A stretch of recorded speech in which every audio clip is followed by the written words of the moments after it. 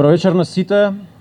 Добре дојдовте на Филозофскиот филмски фестивал. Најпрво едно големо фала на Ана за поканата и големи честитки за тоа што овој фестивал кој што буи од енергија и еве може тука да се види. Ги привлекуваме, да. Мојата персона која што, да. Едно големо фала до Ана, бидејќи ми е многу драго што овој фестивал кој што започна како иницијатива во нашата библиотека на факултет низ сите овие години прерасна во нешто многу повеќе и се здоби со позицијата која што треба да ја има во културната архитектура на овој град, па и пошироко веќе. И што се уште задржува непосредноста која што од старт сакавме сите да ја има и да се остане во таа една меѓучовечка средба. А изборот на филмови секако дека се развива, се шири, меѓутоа сепак останува со таа основна идеја дека ги спојуваме филмот и филозофијата и дека правиме еден простор каде што можеме да влеземе малку подлабоко во одредени идеи. Кога ми кажа Ана да зборувам за Сталкер, првото нешто што ми падна на памет е што може да се каже за филм за кој што далеку поострумни луѓе имаат кажано толку многу и што може да се надополни во таа насока. И затоа решив да не се борам некако со тие некои историски притисоци, туку да го поставам филмот во една насока на гледање што се надевам дека ќе ни биде многу интересна како сега, така и понатаму од кога ќе си отидеме тука сите и посебно ме радува што гледам дека имаме една генерацијска разлика огромна овдека, бидејќи и тоа што ќе го зборувам и тоа кога и како е правен филмот е нешто што е многу поразлично од тоа што денеска се живее, посебно за оние генерации кои што се digital natives, односно се домородни на социјалните медиуми и на интернетот. Што може да се каже за Сталкер? Значи, филмот статистички направен 79 година по познатиот научно-фантастичен роман на браќата Стругацки, Пикник покрај патот. Филм кој што некои историчари на филмот го сметаат за филмот кој што губи Тарковски. И зошто е тоа така? Филмот кој што го прави Тарковски е манифестација на една неверојатна авторска волја, бидејќи е филм што е најтешка продукција која што ја остварува самиот Тарковски. Филмот е сниман дури 3 пати, со 3 различни кинематографии. Има една верзија која што се смета за уништена или за изгубена, тоа е првата верзија. Меѓутоа, она што е најважно е дека филмот е правен во околности кои што денеска повеќе не постојат во процесот на правење филм.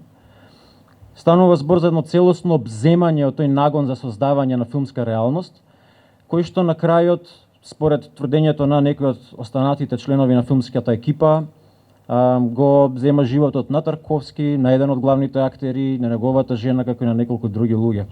За да се долови таа атмосфера на распад и на застојаност, филмот се снима во повеќе фабрики, дел од нив напуштени во советска Естонија во тоа време.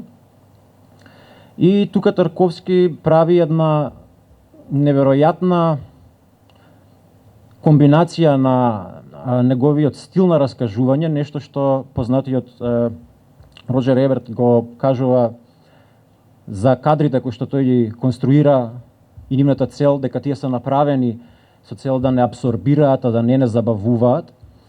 Филмот е апсолутно абсорбирачки и бара од нас фокус и недвојбено внимание секако. Оно што мене секој пат ме интересира, посебно во тие некои документарни филмови кои што се за Сталкер, е од каде произлегува таа желба и авторска волја да се оди па дури и на сила на некој пати. Тука има, овој филм е исполнет со многу конфликти, интерперсонални конфликти во самата екипа. Исполнет е секако и со креативни проблеми, зборувам и со многу технички проблеми. Снимени се 5 километри филмска трака, за на крај да добиеме филмот 2 часа и 40 минути. Оно што е друго многу важно кога зборуваме за желбите, е да разбереме природата на желбите, односно од каде произлегува волјата за создавање и колку сме спремни да жртвуваме за таа волја, односно за желбата да дадеме едно конкретно остварување, едно конкретно дело. Кога се зборува за зоната во Сталкер, местото каде што Сталкерот ги носи писателот и професорот двете позиции, двете филозофски позиции кои што влегуваат во таа една дијада за време на филмот, ќе каже писателот дека не постои бермудски триаголник, дека постои триаголник со страни А, Б, С, и дека ако зоната е создадена од некоја супериорна интелигенција, тоа значи дека се подразбира во зоната да нема слобода, туку да има уште повеќе правила, уште повеќе закони. И дека на крајот, ако навистина постои Бог, Бог мора да биде триаголник. Таа идеја, тој цинизам на апсолутно рацио за тоа како всушност ние ги манифестираме и стваруваме нашите желби, е присутно во неговата позиција постојано. Но тоа не значи дека не се испрашува и самиот себе, и професорот во тоа која е неговата мотивација и зошто влегува во тој простор, зашто сака да влезе во зоната. Секако приказната за Сталкерот тука е и улогата на Сталкерот исто така многу интересна, многу аналитичари го спојуваат Тарковски со Сталкерот, односно човекот кој што е заробен кога е слободен надвор од зоната, а е целосно слободен кога е внатре во неја, значи во чинот на бидување во нештото, во тука сега. Сталкерот е во das Sein, само во зоната, никогаш надвор. Тоа не носи едно друго прашање, што е зоната за нас? Дали ние кога гледаме Сталкер, гледаме еден архаичен артефакт на некаква врвна кинематографија, или гледаме нешто што може да ни понуди апсолутна вредност и во контекст на денешните околности на нештата. Ние, и затоа ми се допаѓа што имаме толку различни возрасти овде, ние сме веќе влезени во доба на една информацијска архитектура која што е далеку од нашата способност да ја контролираме и препознаеме. Значи, нашето социјално, нашето информацијско поле е во голема мера веќе изградено и абсорбирано од систем кој што е дизајниран, со одредена цел за споделување и курирање на информации, со одредена идеја за тоа како треба да се однесуваме. И тоа не само како да се однесуваме со нас кон светот, односно да го имаме тој технолошки медијатор помеѓу нас и она другото, туку ако ги земеме идеите за проширена свест, односно идејата дека сепството е нешто кое што е всушност дисперзирано во односите со другите, во односите со културолошките контексти во кои што се наоѓаме, таа медијација му ја препуштаме на технолошкото и во голема мера станува нешто кое што ни кажува кој е тој однос што треба да го имаме со нас самите. Зошто е ова важно? Важно е бидејќи ние сме дојдени во состојба на инстантна гратификација. И тоа е место на душата која што е истренирана да биде потполно спремна и да бара моментот на добивањето одредена желба да биде и моментот на нејзино исполнување. Во известна смисла, исполнувањето на желбата дури почнува да започнува пред желбата да биде јасно артикулирана во главата на тој што ја има. Ова не е воопшто случајна работа, ние знаеме за концептот на persuasive technology, за концептот на технологија која што убедува веќе долго време, маркетингот секако дека знае за ова уште пред да постои интернетот. Станува збор за знаења кои што ги имаме од дизајн, од комуникации, од психологија, од неврокогнитивни науки за тоа како ние формулираме одредени идеи, како го перцепираме светот. Секако дека конкретно претпоставам дека тука има луѓе што се занимаваат со графички дизајн. Графичкиот дизајн веќе некое време ги знае истражувањата за тоа дека луѓето одлучуваат да застанат кога поминуваат покрај постер и да се упатат во негова насока неколку секунди пред да им се активираат нивните повисоки когнитивни функции. Што значи дека одлуката да се застане и да се пристапи е донесена исклучиво на подсвесно ниво, а не на пораката која што е дадена на самиот постер. Тоа сето ова знаење станува многу покомплексно кога влегуваме веќе во просторот на интерактивни медиуми, односно на медиуми, на социјални медиуми, на апликации, кога влегуваме во просторот на Амазон, на онлайн купување, кога влегуваме во целата таа инфраструктура на интеракции кои што стануваат се повеќе и повеќе дигитални, иако кај нас касниме за некои работи, за добро или лошо во таа област. Меѓутоа, не можеме да заборавиме, ниту да порекнеме дека интерактивниот дигитален медиум е форматот на 21. век и дека тој има во себе многу тенденциозни функции за одредени работи. Значи, кога зборуваме за persuasive technology, ние мораме да препознаеме неколку клучни работи.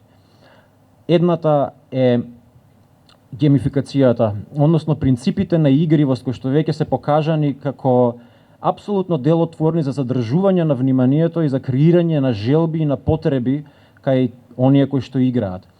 Принципот на геймификација веќе е на широко распространет во самиот дизајн на овие апликации, на тоа како ние имаме однос со овој дигитален свет, со целата оваа архитектура информацијска, токму со цел за да се задржиме во тој простор и да го ползуваме се повеќе и повеќе на онаков начин како што просторот, дизајнерите на просторот сакаат да го правиме тоа. Мораме да бидеме исто така свесни дека интеракцијата конкретно еве со социјални медиуми, истражувањата покажуваат дека ги активираат истите нейрорецептори како кога луѓе конзумираат кокаин, што значи дека зависност од социјални медиуми, од интеракција на социјални медиуми е нешто што е веќе на широко и јасно препознаено во сите оние кои што истражуваат experience дизајн, интеракцијски наративи и сите тие останати работи. Другиот дел е нешто што и произлегува од самиот интеракцијски дизајн, а тоа е идејата за nudge principle. Како би го разбрале тоа nudge principle? Принцип на подбутнување. Идејата е дека станува збор за спој на когнитивни технологии кои што имаат за цел да предизвикаат многу специфично поведение кај корисниците на социјалните медиуми, меѓутоа и на секакви други апликации кои што ги имаат во себе вградено овие принципи. Што значи тоа? Дека сите ние сме подложени на овие манипулации кои што од тенденциозни во одредена мера почнуваат да прераснуваат дури и во малициозни.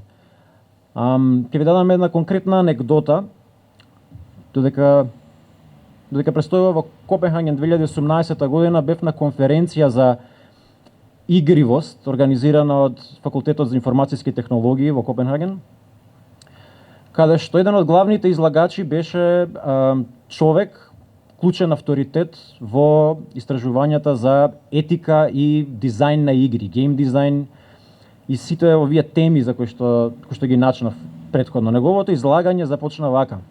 Значи, замислете си еден супер минималистички архитектонски амфитеатар, но прекрасно тако штуро здание, стои авторитетот, да не го именувам, и започнува на следниот начин. Вика, ако од оваа врата која што гледате десно од мене, сега влезе робот со оружје и тука ме убие пред сите вас, немојте да бидете вознемирени, немојте да се чудите зошто е тоа така. Тоа е терминатор кој што е пратен од иднината за да ме спречи во тоа што го работам. А тоа што го работам последниве година и пол е со една од најголемите банки за развој на нивната дигитална инфраструктура, се со цел задржување на корисниците што подолго, трошење што повеќе пари и желба да се вратат повторно да го направат истото. Како не враќа тоа да затворам Тарковски кон зоната? Дали можеби зоната денеска е токму ова место што го живееме, тоа виртуелно дигитално место каде што го живееме и кое што станува доминантно во нашите социјални, економски, психолошки функции. Што тоа значи за нас? Кои се последиците по нашето поведение од сето тоа?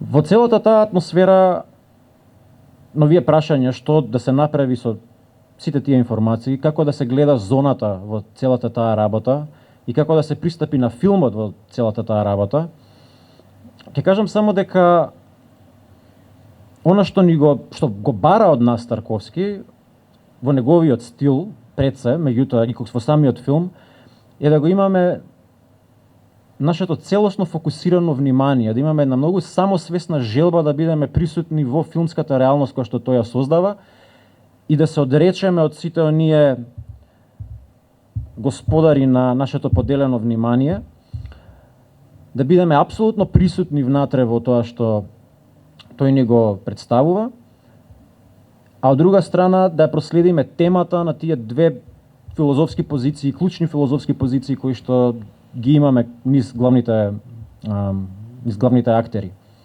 Во еден момент ќе праша писателот: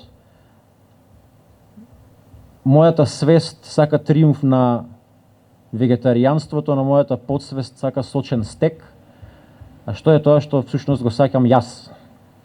Че тука ја прави таа разлика и е свесен дека всушност неговите желби можеби и не се во негова контрола, дека неговите нагони, дека неговите тенденции се подложни на сили кои што се надвор од него. И тоа е нешто што треба да го имаме денеска во предвид. Нашите карактери тргнуваат во центарот на зоната, во собата која што ја остварува таа инстантна гратификација, им ги остварува желбите во моментот на нивно помислување. Меѓутоа, патот до таа соба, низ зоната, всушност е процес на одложена гратификација. И токму во таа одложена гратификација се отвара можност на саморефлексија меѓу карактерите и препознавање на фактот дека не секогаш знаеме зошто ги сакаме работите кои што ги сакаме и да бидеме свесни и самосвесни дека присуството тука и сега е еден од првите чекори на тоа да се биде господар на самиот себе, да се поврати таа сувереност на личноста и да се има будна свест. Се надевам дека ќе уживате и убава вечер.